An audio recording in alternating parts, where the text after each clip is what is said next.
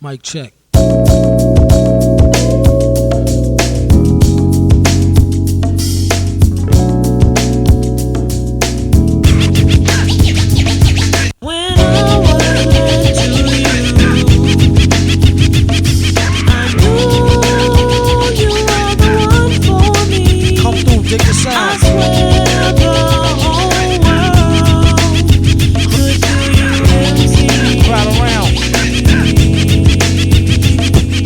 I used to cop a lot, but never cop no drop. Hold mics like 2 years ago, the birth of our first son, the freeze happened 4 days later.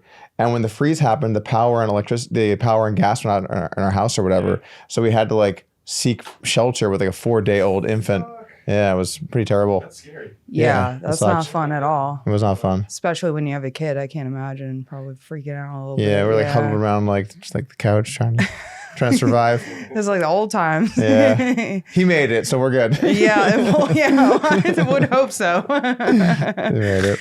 Yeah. Where are you from? Where did you grow up? Or I've like one of those people that's not really from anywhere. Okay. I've like moved around too much. Really? Like mainly West Coast, Southern California, Vegas, a little bit of North Carolina, a little bit of the Bay Area. Yeah. And then I've been here for like 5 years, something like that.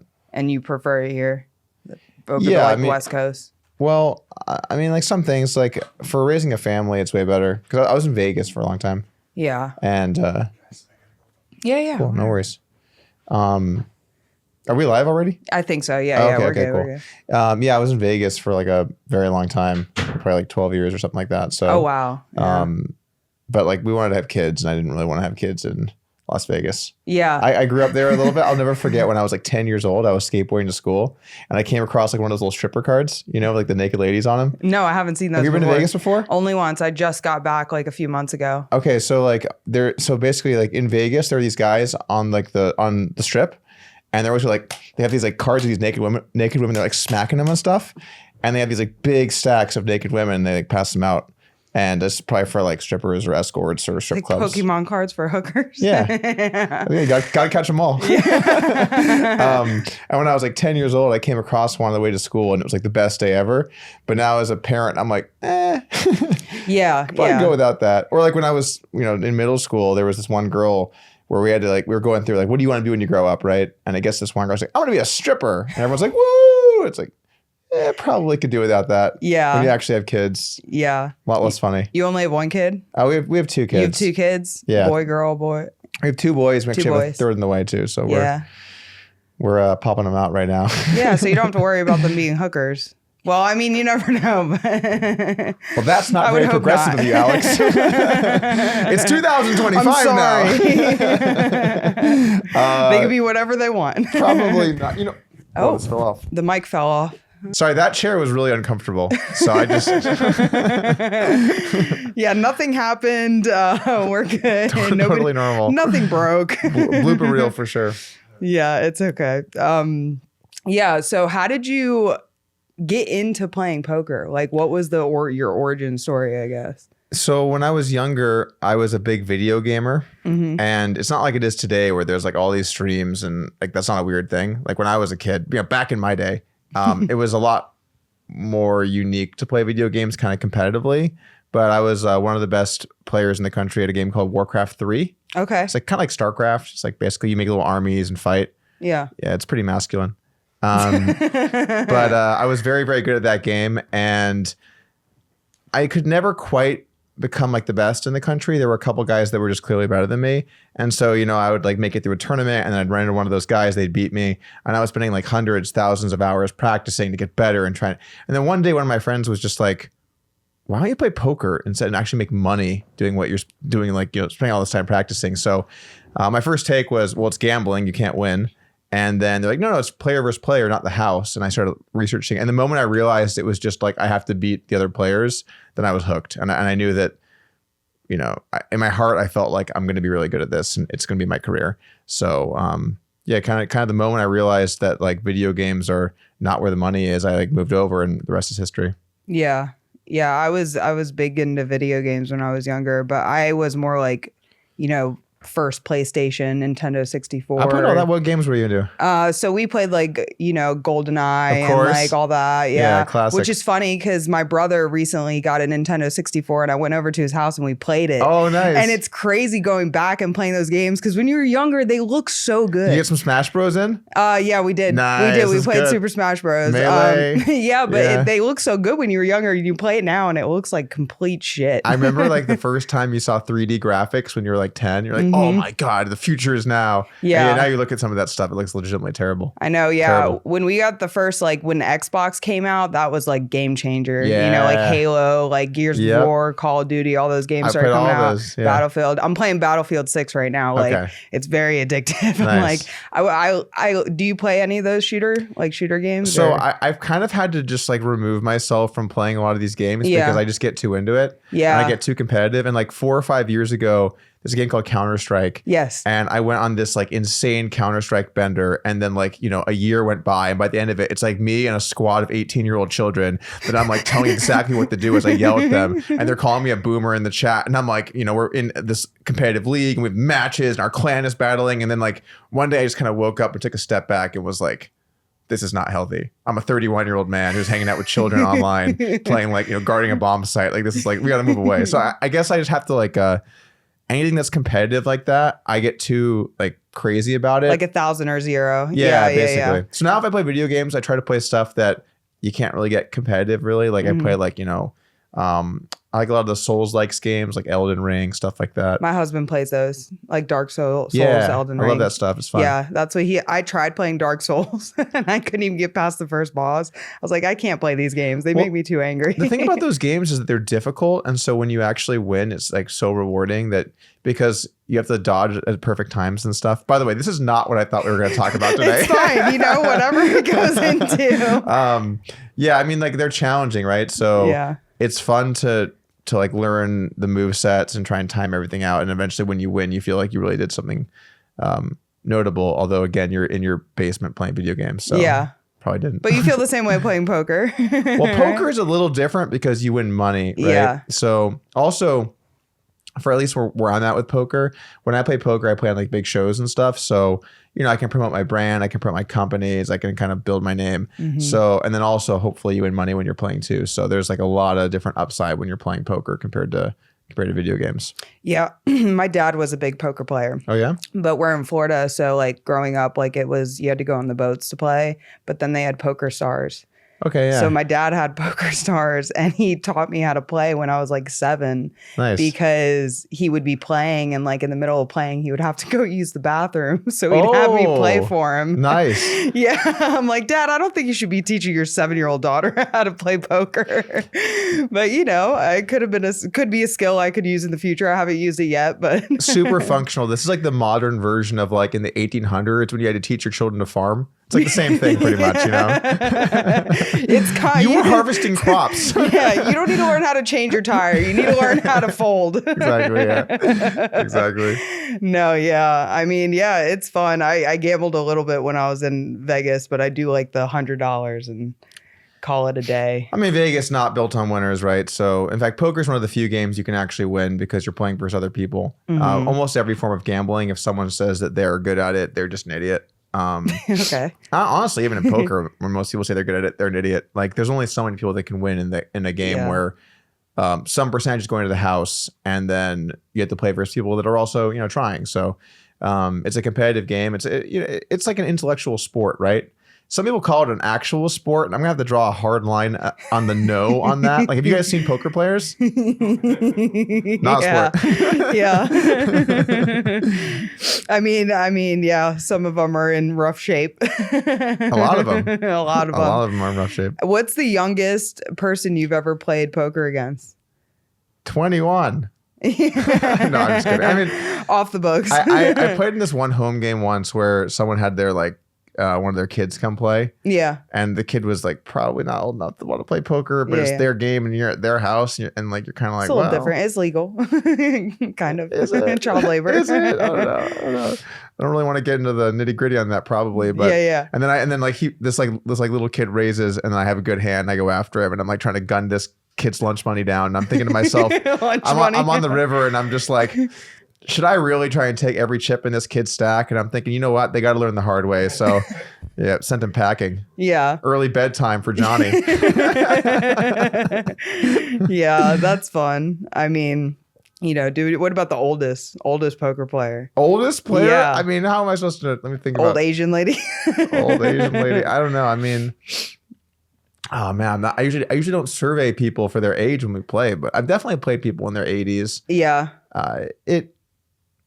Poker is a good game as you get older to kind of stay sharp. They've actually done such studies on this where it helps prevent Alzheimer's and different age-related mental diseases because you have to think critically. Like the thing about poker is people think about winning money gambling or having a big hand, but the real essence of poker is like you get put in these terrible positions and still have to make a decision because you can't just decide, I don't want to be here. Well, you are here. You got to make your best choice now. So you have to get very good at evaluating the value of decisions in situations that you don't want to be in. And that's like kind of the art of poker, really.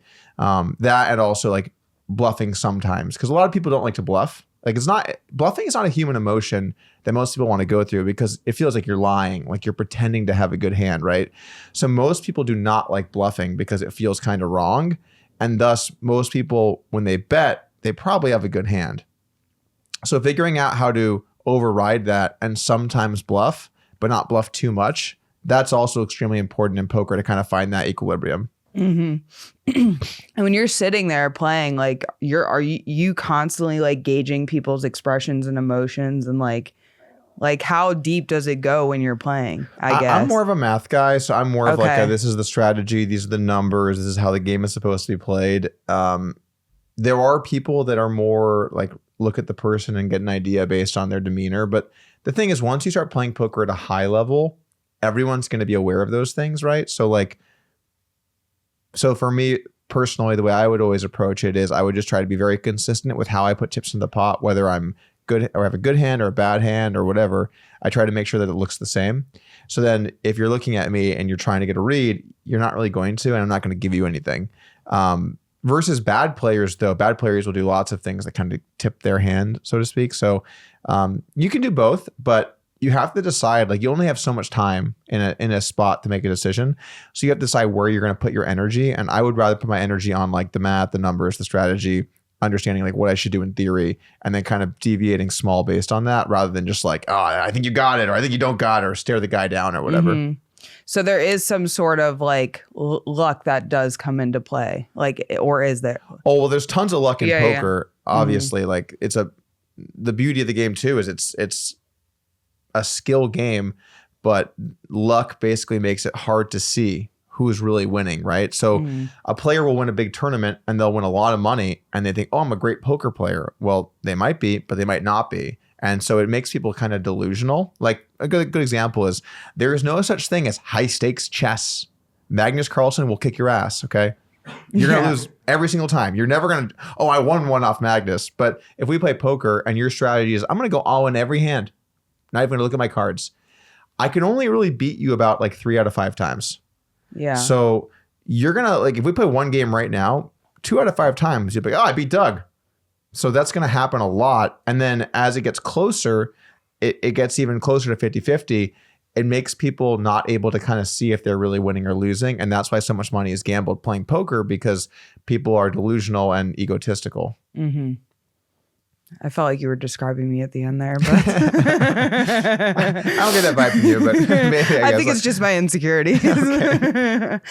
No, yeah, that's interesting. I just never got into poker. I mean, I come from a family that gets addicted, so I try to stay away from that's good. certain things, but it can be beneficial to be addicted because I did become addicted to comedy. So, I was able to use it in that way. But so what is addiction really? I really, you can get addicted to anything. Yeah. So, but I'm also like almost the same thing where like I'll pick something, like anything up, and I'm 1,000% or 0. Like I can't ever just like, oh yeah, I'll have it here or do it here. I'm like, no, I can't do that. I do it all the time.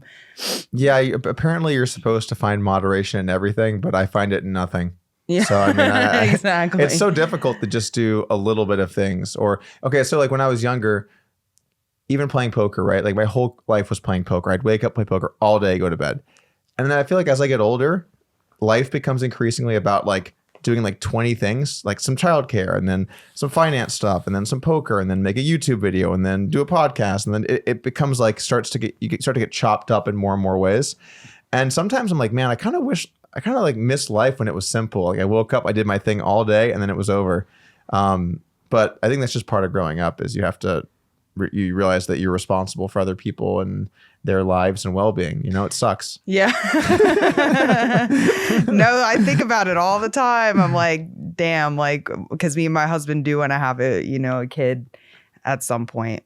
Don't know when. I just want to be able to be, I like traditional. I want to be able to like be with my kid and, raise my kid, not just. Yeah. You know what? It screams traditional when I see stand-up comedian. That just screams traditional marriage, early bedtimes, rising get up early in the morning. That's what I'm saying. I'm just like, man, I don't know how that's going to work, but make it work, I guess. You got to have the responsibility. But that's the thing is making the decision to have the responsibility or an accidental responsibility, which happens. But, Yeah, that's probably not where you want to go. But yeah, that is on the table. So it's on the table. Now we're doing pretty good. 12 years strong. Nice. All right. So you're from Florida, right? Yes. Yeah. I found it really funny. Our first conversation, you're talking about being in Melbourne, Florida. And when you said Melbourne, like I lived in Melbourne for a while, but in Australia. Yeah. And so I just immediately assumed you meant Australia without any. And then you're like, I go back and forth between Melbourne a lot. And I'm like, damn, that's pretty far. And I'm like, maybe there's another Melbourne here, And then I looked it up and there's one in Florida. I'm like, okay, that makes a lot more sense. Yeah, you're like, she doesn't have an accent. So there's something here. Like either her husband's Australian. God, I wish. No, I'm just kidding. That'd be a great accent on him. Yeah, no. I've been in Florida pretty much my whole life, my entire life. I didn't even start traveling until I was an adult. I mean, we went to Disney for vacation. That was look at this. I'm ready. I came rocking it. Yeah. We're in the cult. Yeah. It's an interesting cult. We make the annual pilgrimage to the Mecca. Yeah. It's actually, you have to. It's biannual, actually. Sometimes it's even, I've probably been to Disney 3 times this year. Do you guys go to the other parks too? Like the Star Wars and all the other ones? We do the full experience. Yeah. I mean, it's I haven't been out there in a long time. Like they've built so much stuff since. You're dead to us. I know. I'm sorry. I've been exiled from the club or the cult So this is actually kind of funny. My wife, she does, she has an Etsy shop and she makes like Mickey ears and they're super cute, sparkly. They're great ears called Sparkle Ears Co.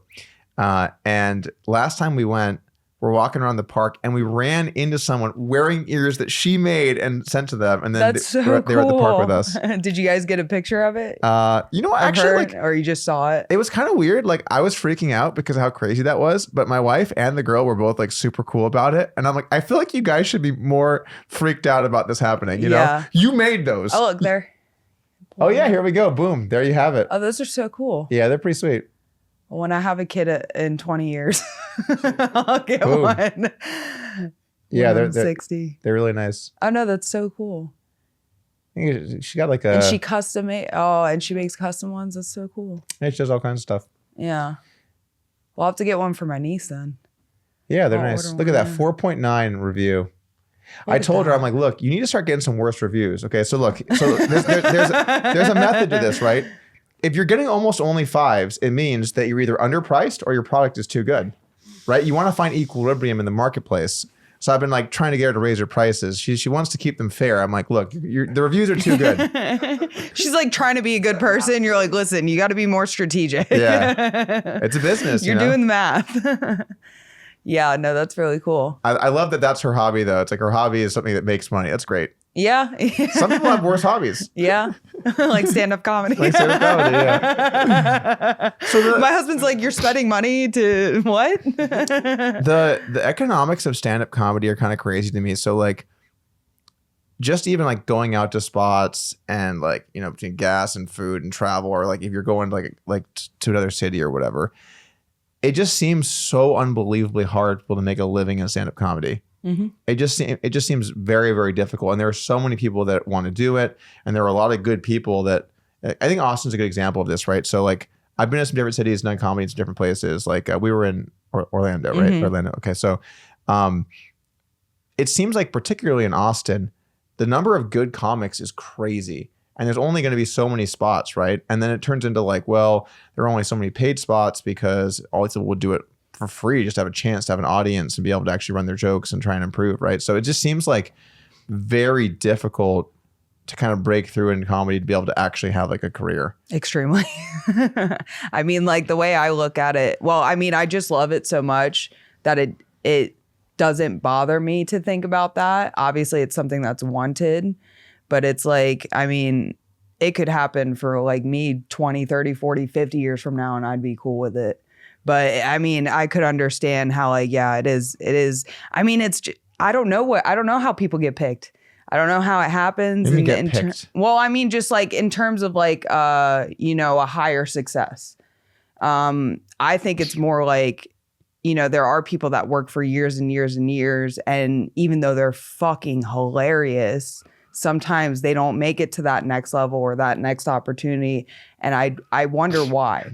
I wonder if it's like, whatever you want to call it, comedy gods or something that chooses and comedy picks, gods. Yeah, and picks like certain people that are at a certain time and a certain moment and they're saying the right thing in the right place. It's so weird because yeah, there is like in Austin, like there's the scene thing, right? There's so many spots to be able to get paid shows, and that does make it difficult. But I don't know.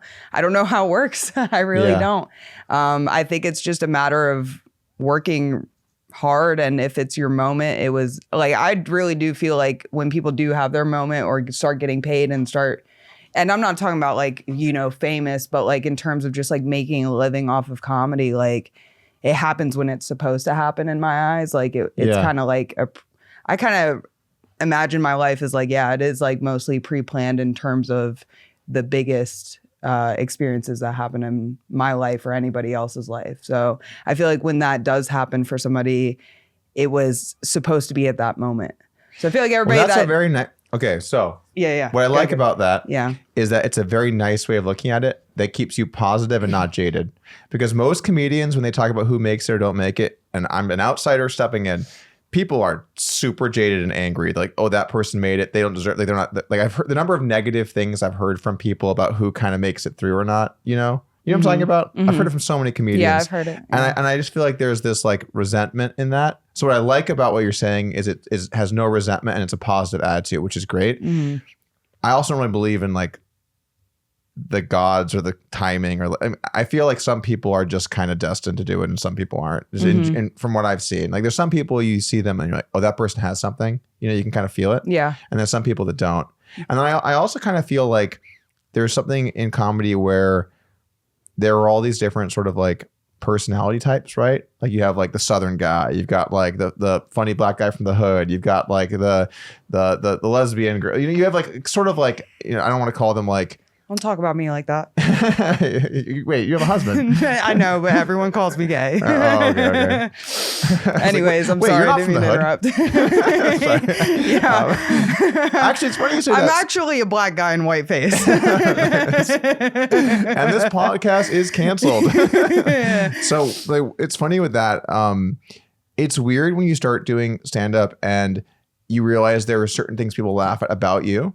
Like, I did not realize even one time in my entire life until this year that people think I look gay. And now I run gay jokes every set and they all do great. Like I have a bunch of them now.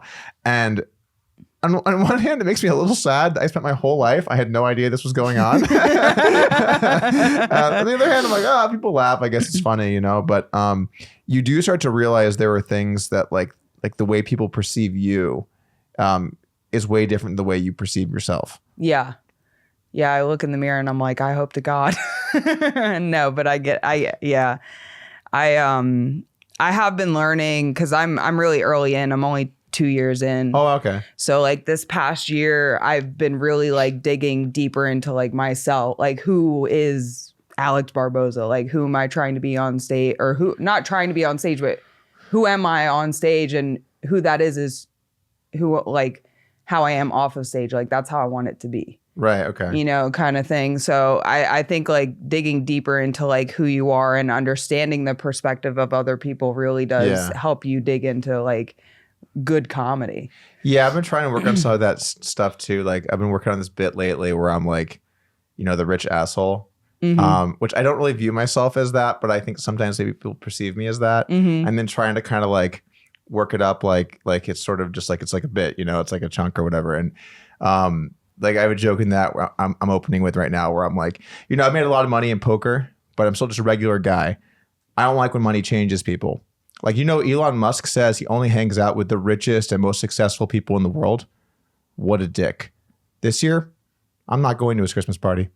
Basically just kind of like stuff like that where where it's like you're like full of yourself, you don't realize you're full of yourself, you're the rich asshole kind of guy. So I feel like there's like there's something there with that kind of, if you know who I am, it kind of makes sense.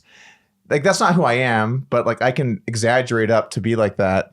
So like I know what you're saying where it's like if you really can peg exactly who you are on stage, it comes across the most like fluid and natural. But then also sometimes taking like an exaggerated version of yourself and then taking that and running bits off that can be very funny. No, that's good. It's good insight to have. How did you get started doing stand-up, by the way? So I've told the story a couple times before, but like basically I ended up meeting Tony at the mothership and we had like a high stakes poker game where if I won, I got to go and kill Tony. And if I lost, I owed him $40,000. Okay. And it ended up being it ended up being a best 2 out of 3, and I won the last hand of the last game to win my spots. So okay, so that's when you were on. Okay, yeah. I think I remember that episode. Yeah, that's cool. Yeah. So how did that feel? It was like legitimately insane. I mean, it was. So I had never done stand up, and I practiced for like a few weeks before going on, and I knew I was like, you know, like especially having never done stand up and like the stakes of that.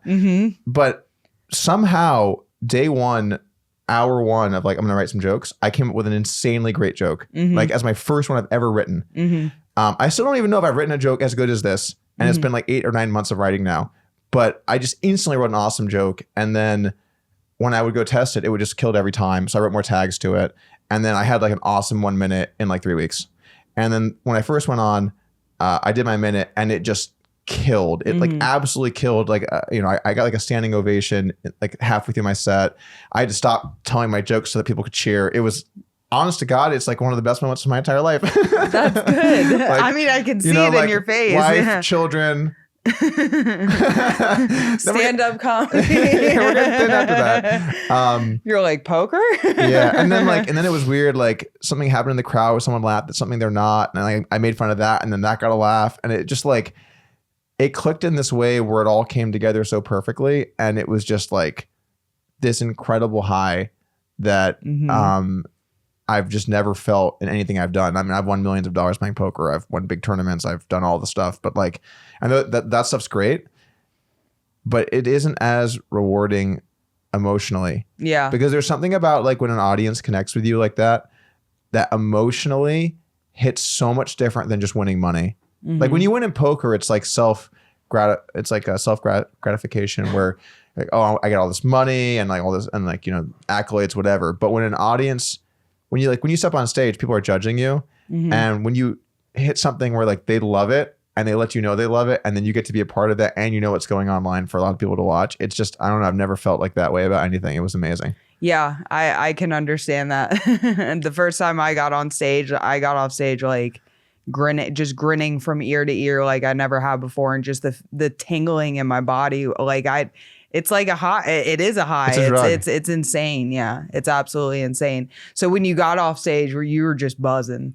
Oh my God, it was amazing. And people were coming up to be like, oh my God, you're so funny. Yeah. And I'm thinking back in my head, I'm like, it's been 3 weeks. Like maybe I could fucking do this. You know? Yeah. Like, yeah.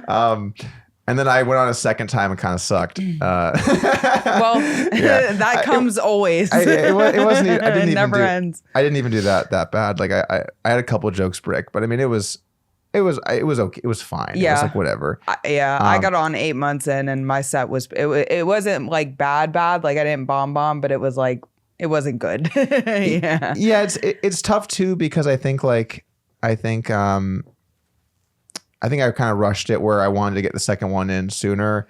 I probably should have waited till I had some better stuff. And I feel like I had a couple months where I didn't write anything that good. And since then, I think I've written some better stuff. But it's so weird with writing where like you can, you can go like, you can have a week where you write like several different bits. You're like, this is great, this is great, this is great. And then you can have like 2 months where you write a bunch of stuff and you're like, these all suck. Yep. These are all terrible. Like, what am I thinking with this?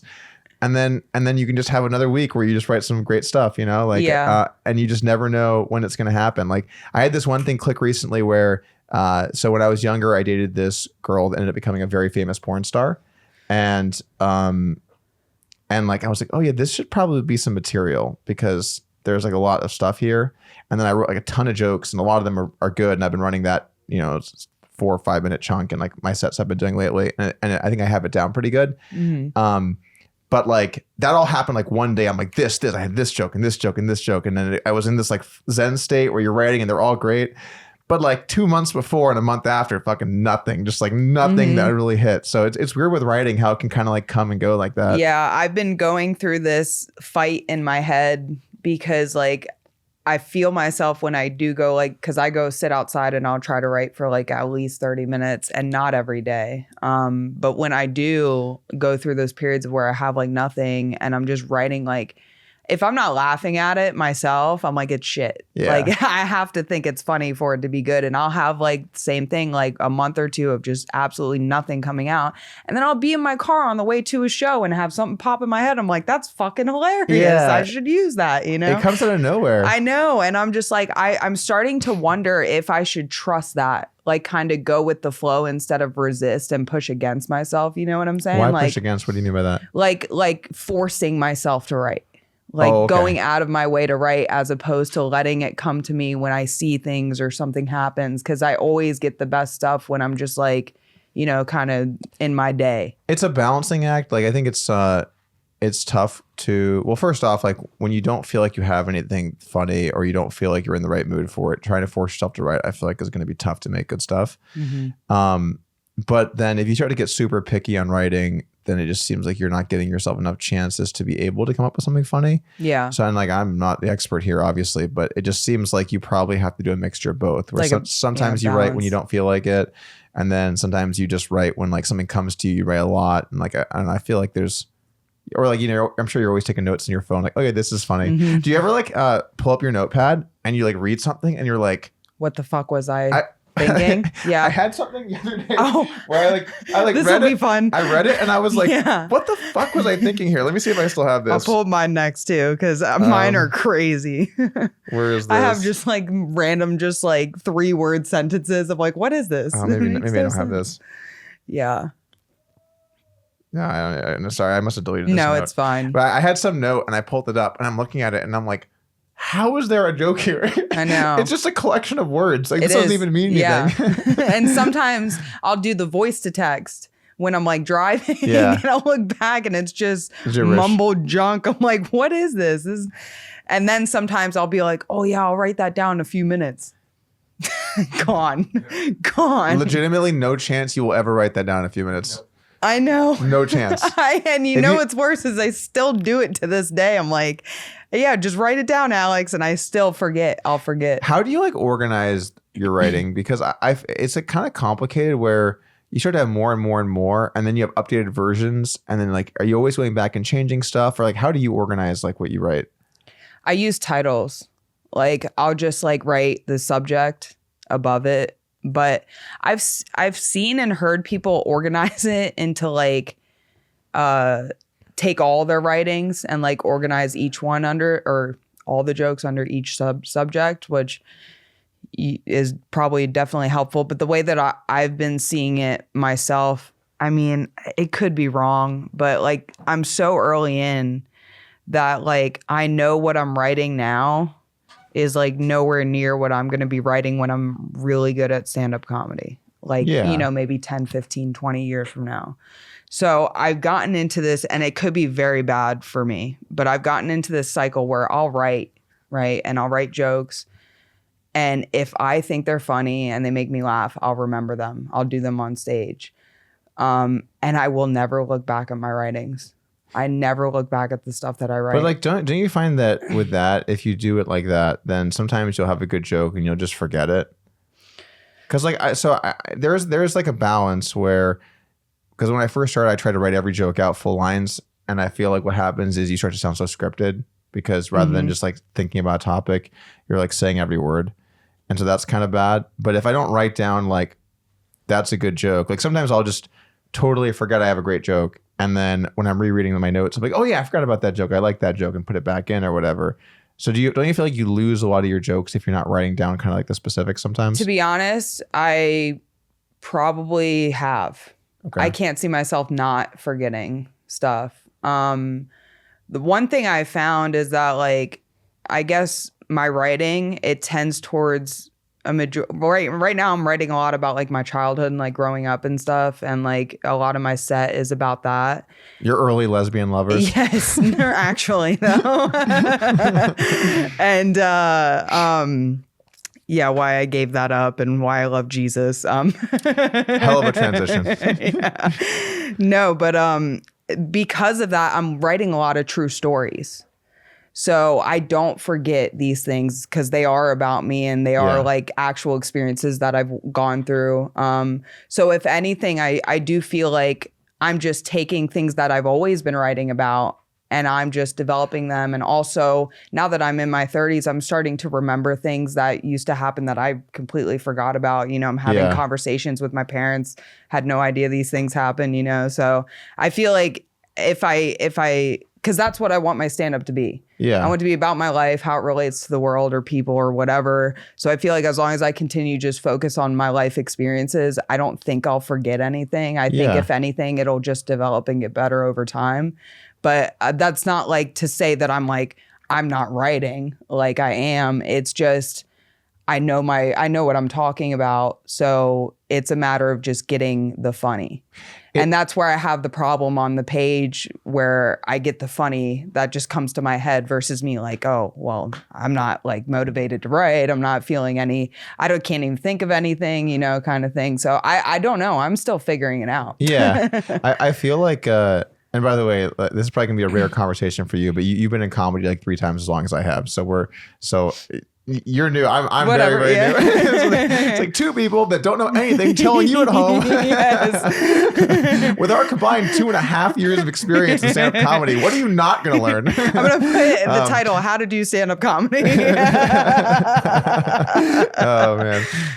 What are you talking about right before? Talking about stories like from your life. So when I started originally trying to do stuff, I would just do more observational stuff. And then I realized I have all these things from my life that I can tap into that are good stories that I can then turn into jokes. And for some reason, when it's a story, it's so much easier to remember the flow of it because you know the story, right? Mm-hmm. Like you know what happened. So you can go through and you can change parts and it'll always feel natural and you're never going to kind of lose your footing.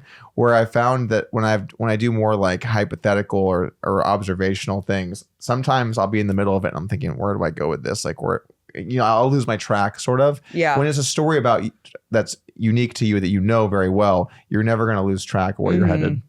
Yeah. So, but at the same time, like I'll do topical stuff, like, you know, but it's like, I don't know. I don't know. I don't know anything. I know nothing. And thank you for tuning in today for How to Do Stand-Up Comedy. We know nothing. No, but yeah, I mean, I guess it's just finding the balance and figuring out what's best. I listen to a lot of rap music, like older, like 90s, you know, rap music and a lot of Tupac classics. Well, I mean, yeah, but like The Alchemist and like MF Doom, like they do. Sorry, I'm way too white for that. No, it's fine. They do. I'm sorry. I told you I'm a black guy in whiteface.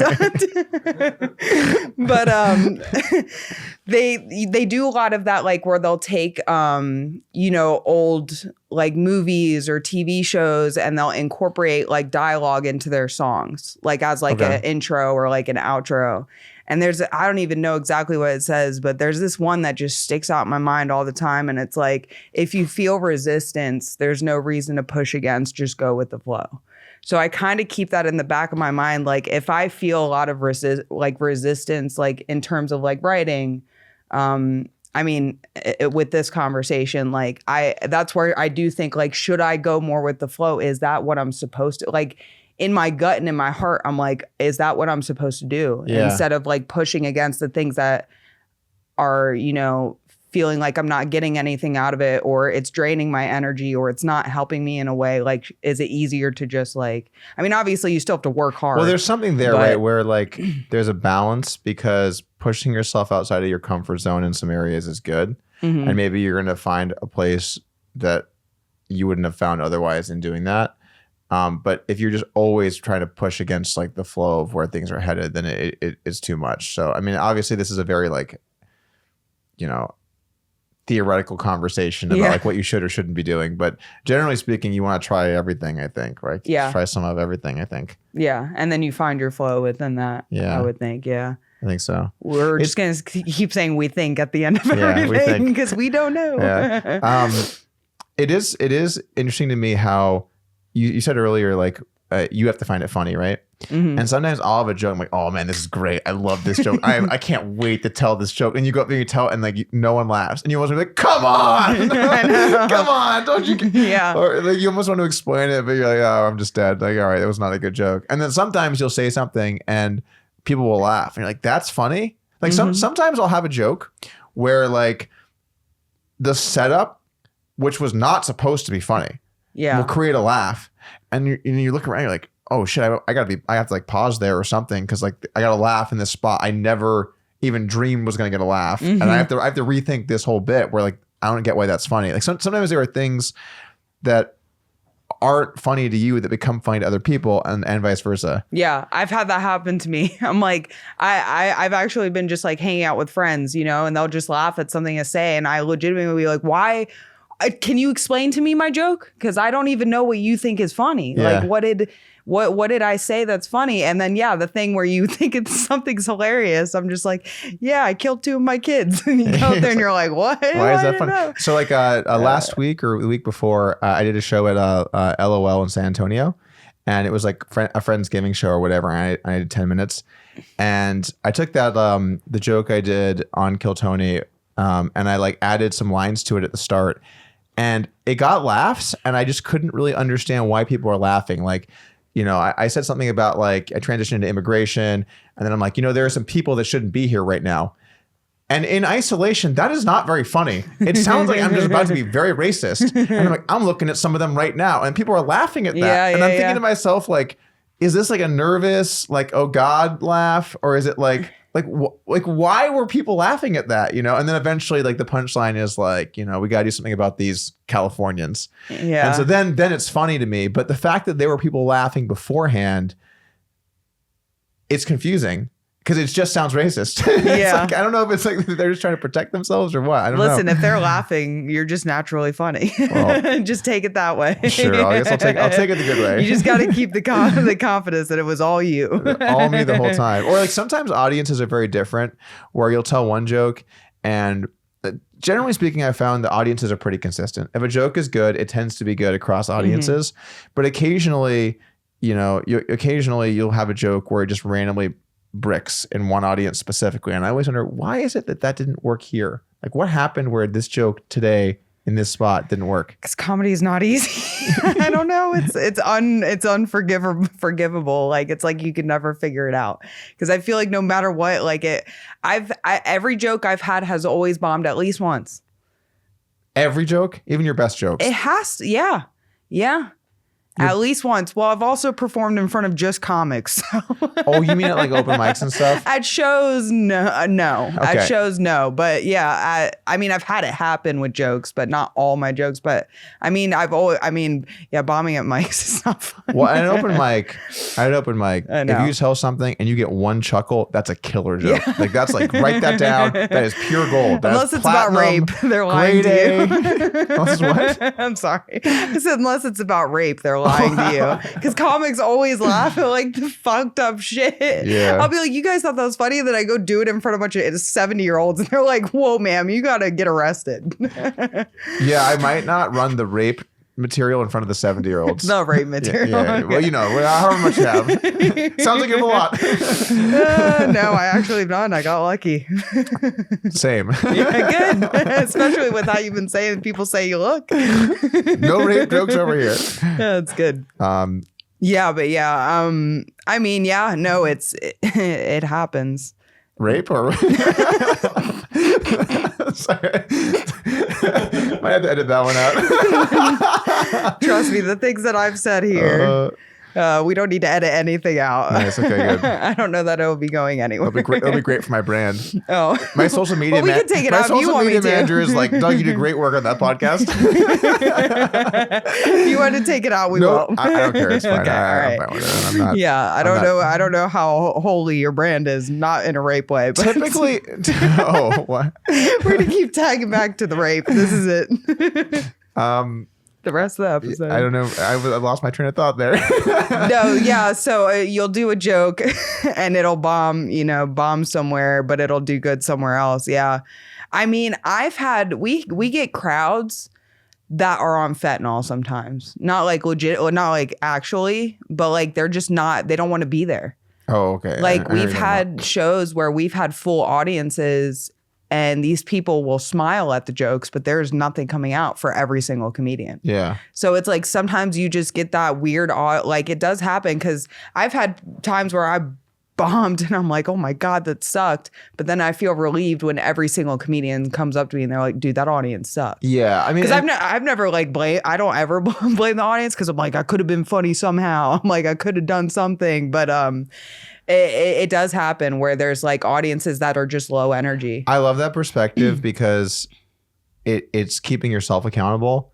And I get this from poker and to some extent video games. Like if you lose, like make yourself better. Like, don't blame the cards, don't blame luck. Just like, figure it out and improve yourself.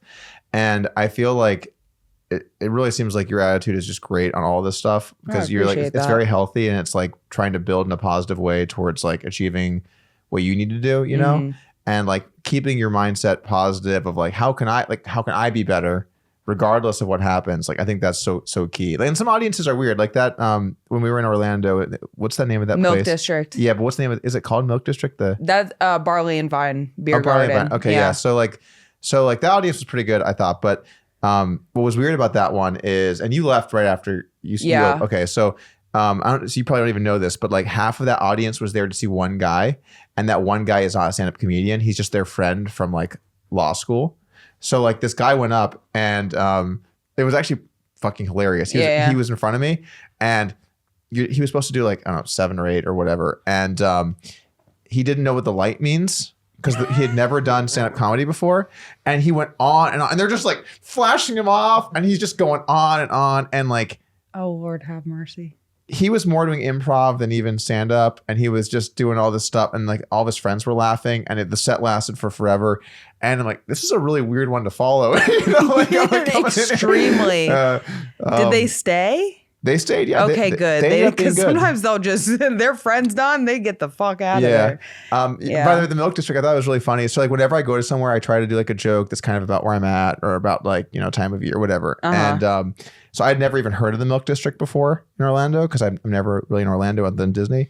And so I opened that set and I was like, I've never heard of the Milk District before. So I Googled it. And apparently the Milk District is a creative community of cultural diversity. Yeah. And what says that better than milk? Yeah. How is that the name of it? Yeah. Apparently there's actually like a milk factory or something, right?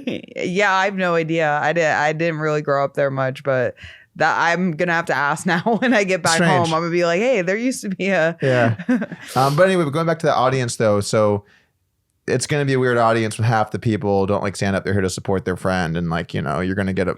Sometimes you have different things like that kind of going factors. on. Yeah, there's always, that's the thing is where like I feel like bombing is always going to happen till I die probably because it's like you're always going to get something. There's so many factors that play into a show. You constantly talk about like 20 years, 50 years till I die. You can do stuff for like a few years or even a few months. I know. You can also talk about like this week. I plan until I die. She's like, when I die on my tombstone, like, here lies a somewhat decent comic. It's like, you're going way too far. Like, let's just take it like fucking today. I keep bombing till I die when I'm like, I keep telling everybody I'm going to die when I'm 40. I should probably stop doing that by the time I'm 40. I don't know. How at least by then. That's a good time to stop doing it. I have this one buddy. Right? And he's morbidly obese.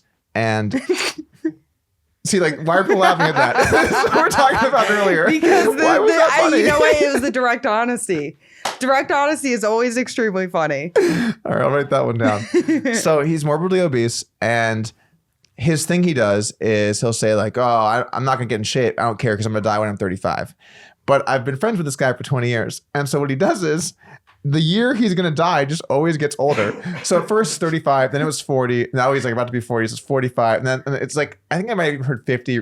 I'm like, if you just always push that number back, maybe it's time to lose some weight. That's funny because I almost changed it to 60. I was like, maybe I should extend my life a little more. Well, back to you. I feel like it's okay to have some smaller time frame goals than just like 30 years or your life. Yeah, I've always had a hard time doing that, actually. This is the 1,000 or 0 thing? Maybe it is. I've always planned out my life, and I always disappoint myself. What was the plan before? Because you've been doing stand-up for 2 years. So what was the plan before this? I don't know if I should tell you. Let's just say I was on my knees begging for my life, and then I found comedy. Yeah. So it's either religion or porn. Suicide. Or suicide. Okay. No, not actually. I was just very depressed. Yeah. Okay. Yeah. So I had nothing going for me. I was doing nothing. Okay, I see. I was working my corporate job. I had nothing going. I see. I thought that was it. I was like, this is just what I'm going to do for the rest of my life. And then I found everything got sad and serious real quick. Suicide's tough, by the way. Like suicide jokes in general, I don't think I've almost ever seen one go well unless it's like a big name comedian. Mm-hmm. Sorry, I shouldn't be hijacking this. No, it's fine. Keep going. It's great. So like I feel like when I see like a big name comedian do a suicide joke, it's funny. They pull it off. They're like really smart, intelligent with it. But also the audience is going to give them so much rope and so much leeway because they're there to see that guy or that girl or whatever. But when I see in like a shorter set or an opener or like, open mic or whatever it is, and someone does a suicide joke, I always kind of feel like the audience is like, I just don't know you well enough to really laugh at this. They have to know you. Yeah. They have to know you. Yeah. No, for sure. Yeah. If it's funny enough, it'll always work. But I'm saying it's like a higher bar. Yeah. Yeah, definitely. Because I have jokes about like beating women again. And I've had people like... Again? That's a really weird use of the word again. I don't know. We used to do that, didn't we? I mean... I'm just saying. No, but I have this whole thing about feminism, whatever, and it's a joke, obviously, right? But I had it to where it was like so direct, where I was like, we should start hitting women again, and they don't like that, So it's I realized I was like, I can still make this work. I just have to, kind of make it more like what's the word where you're like you're insinuating something. Oh, you have to make it more like you're hinting at it rather than... Yeah, you're hinting at it. You're accidentally hitting it on the nose, Mm-hmm. Yeah. We didn't need to bring up Israel, but... that we can cut. I'm sorry, are they paying you? No, I'm just kidding. Jokes. Jokes. Anyways, but this one joke that I just kept doing, and it would work at young crowds, but it wouldn't work at older or mixed crowds, or it would split the room, it would divide the room, something was always not working with it in some way. And I was like, I do want it to work. I want every joke to work 100% of the time. So I was like, what if I just like kind of broaden the perspective and kind of make it more, like that, where you're kind of insinuating or hinting at that it's going to happen. That's nicer because it makes it softer. Yeah, and then people can maybe get on board, and you can maybe even like test the waters, and if it feels like it's going better, you can go more. You could kind of like play it by ear.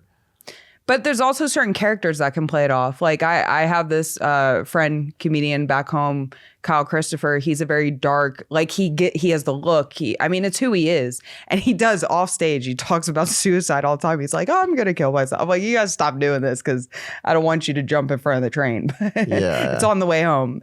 I don't, obviously he's joking about it, but it's like he does really well with it. He jokes about suicide, and he has really good jokes about it, and he gets away with it. So it's just a matter of how like you present it.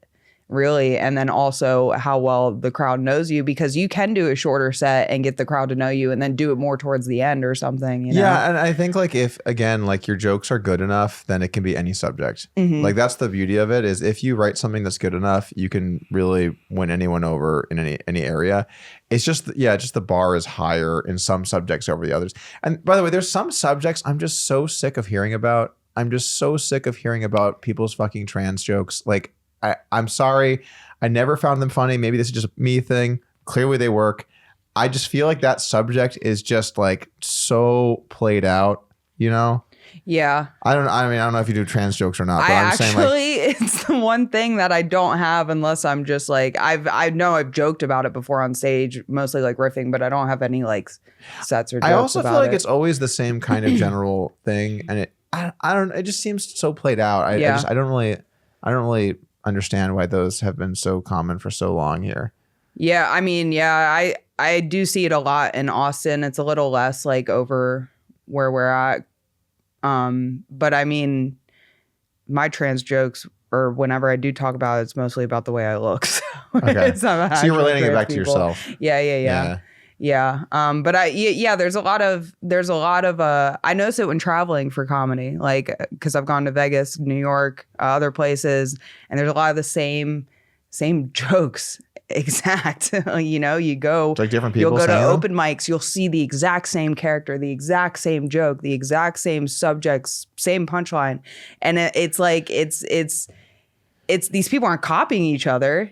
It's just, these are common things that it's the digging deeper into your own personal perspective that makes comedy difficult. Right. Yeah. If you're just pulling that's what they call low hanging fruit. If you're pulling the first thing off top of the mind that everybody is already going to assume before you assume the punchline before you say it, that's low hanging fruit. Yeah. I mean, I'm not saying like, I'm not talking shit on anybody. I've been doing it for the first 2 years. I'm still trying to get away from low hanging fruit. It's very difficult to come up with an original joke. But I mean, that's the thing is until, and you see it a lot at open mics because it is mostly people earlier in figuring stuff out. But it is good to know that. Like, I'm glad I figured that out. Like, I have to get away from the low hanging fruit jokes, and I got to really dig into my perspective because you see it every open mic. Yeah, you do see like a lot of consistent subjects that kind of come up over and over again. Like one of my buddies I've been doing stand up with here. We've kind of been like, going to like open mics together and like trying to do shows together and stuff. And he was ranting about this the other day, how like it's the trans thing is over and over again. And like the homeless people in Austin thing. It's like the number of people, the homeless people in Austin jokes it just over and over and over again. And it just, at some point you're like, I can only take so many jokes on this subject before it's just kind of all the same, Yeah, unless it's original, which I've seen a couple. Yeah, I mean, again, like if it's good enough, you can cross any subject. Yes, exactly. But it just, again, like it becomes so much more difficult when we've heard a million jokes. Mm-hmm. Who here is on online dating? I haven't heard a bunch of those. That's common? Yeah, the online dating is huge. I'm like, I've been with my husband for 12 years. I don't know jack shit about this. It's funny you say that because like... I met him on Facebook. I've been with my wife for like... For real though. Wow, you are going to live to be 80. Facebook Marketplace. Marketplace. Yeah. It's funny too because I met my wife like 14 years ago or something, mm-hmm. and so I never did a single app. And so when people make those jokes about like swiping, I'm like, I don't know which direction means what. Mm-hmm. I hear some of those sometimes, or like I don't know. It's just there are definitely jokes that will hit like certain sections of people based on like their age and demographic and stuff that will be different. Yeah, like if you're getting like 21-year-olds. It's you can talk about the online dating. Probably a safe bet. Yeah, they're gonna love that stuff. Or wait, the lack of it, right? Aren't they like not fucking? I don't know what's happening. I heard they were doing it too much. No, I heard the kids aren't fucking anymore. Really? We're in trouble. Oh man, you didn't hear about this? No, the kids aren't fucking anymore. Society is crumbling. I'm serious. I was about to say we should start fucking the kids. Oh. Oh boy. Wow. Sorry. Yeah, who's the we here? Yeah, you can do what you want. I'm going home to my wife and kids. Yeah, me too. My wife and my kids. I see. Yeah, that's insane. Actually, I mean, well, I guess people aren't. Is it people aren't having babies or people aren't having I think sexual people are intercourse? both not having sex, and then they're also not having kids. So like they're having sex less often, and they're also like trying to procreate less. We're slowly turning into China. Yeah. Yeah. Well, China has a huge problem right now because of the one-child policy. Their population is like so lopsided. They have all these people that are like 30, 40, 50, 60, and they have very few people that are like in their teens. So they basically aren't going to have the workforce to support the older generation as it ages out. And I think Japan has the same issue. Korea has the same issue. A lot of the Asian countries have the same issue. America's is like not nearly as bad as those countries, but we need to get back to our core American values of fucking. Really, but I wonder if Asian people are going to start adopting white babies to improve their workforce, start bringing them over. Wouldn't it be the other way to improve your workforce? Yeah, probably. You're doing it the wrong way. That we already do that though. We take the Asians, they send them to us. Isn't that crazy that there's like corporations just giving children away? Anyways, we won't talk about that. We're getting real close to the subject there. Anyways. I was with some family over Thanksgiving, and I'm not going to say which part of my family, but there are some people in my family that are lightly racist. And one of them, it's an older person, and they're like, I actually really like the Mexicans. They're hardworking. And 99 of 100 times, I just ignore these kinds of comments just to try and like be like, let's just move on past this. Yeah. But I was just feeling really trolly, and I was like, I got to do it. And I was like, if you had to do a draft, what's your favorite race? And he looks you dead in the eye and goes, I know who I'm taking last. I guess he just doesn't like Italians. Do you talk about that on stage? No. You should. That's funny. It happened last week. That's hilarious. You like that? Yeah. That's a good It's one. a real story. Yeah, and that's then, funny. And then to my wife's horror, we launched into like where we're ranking them. Like which race would go where. Yeah. It's fucking amazing. And I was purely just trolling to see. Okay, but I want to know. Which one was it? I don't really want to get into that.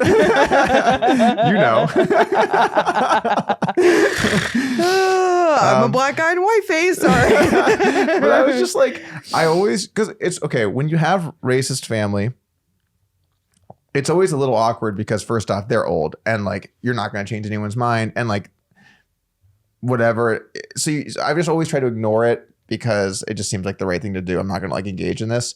But at some point you're like, yeah, we got to at least make this funny. This is at least like kind of funny. Yeah. See, I was raised racist. You are from Florida. Yeah.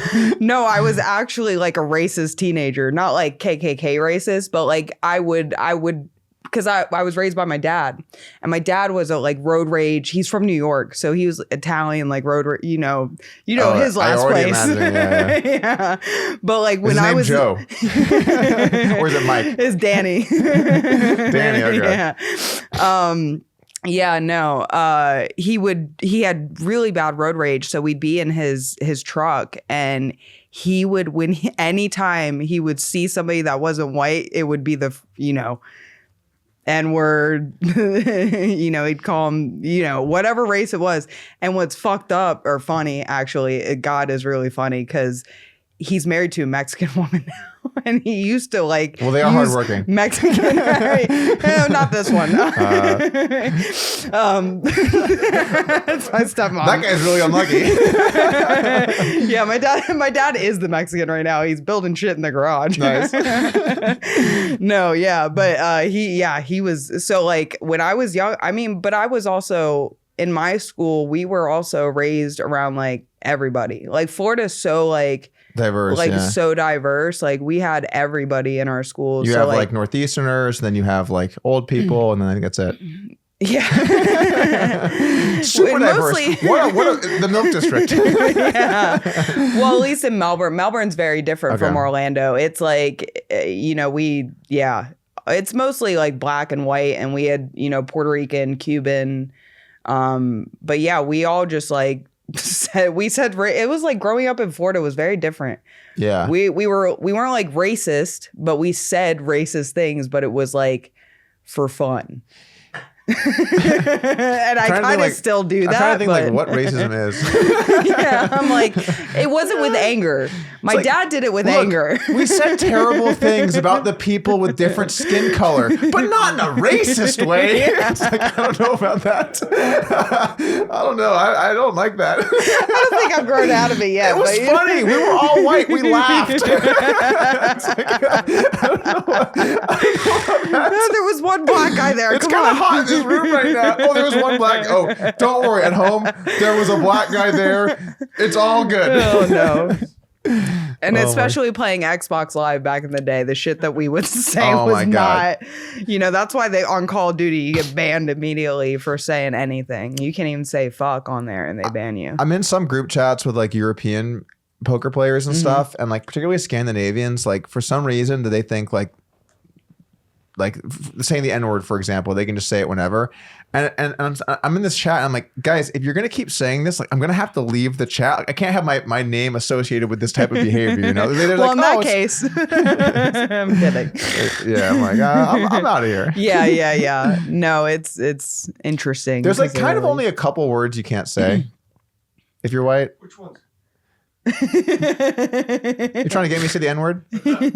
Look, it's been a big thing this year, and we all know you can't say Nazi. Yeah, I just said a couple weeks ago, but I got permission from a black guy. He was like, do it, you won't. And I was like, all right. Wait, you actually did that? No. Now I don't know what we're doing anymore. I don't know. No answer. So the pod's over now, I think. We just Yeah, no, it is it's Can we go back to rape? I feel like that was a nice. He's like, racism's making me That was- uncomfortable. We're way less likely to get canceled there. Listen, What was your thought on the about. children again? Let's start fucking thinking. No, let's not do that. There's enough of them doing that. Yeah. There's not enough, actually. Well, I mean, if you want to join them, they're there. If you can't beat them.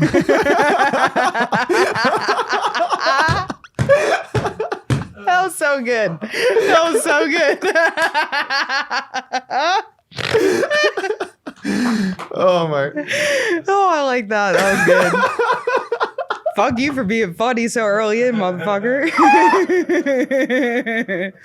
That's like such a terrible joke. That was great. We can cut it out if you want. No, it's beautiful. I love it. But the N-word's bad for your brand. I love it. I love that joke so much. That shit keep working that bad and I'm about to throw the shit like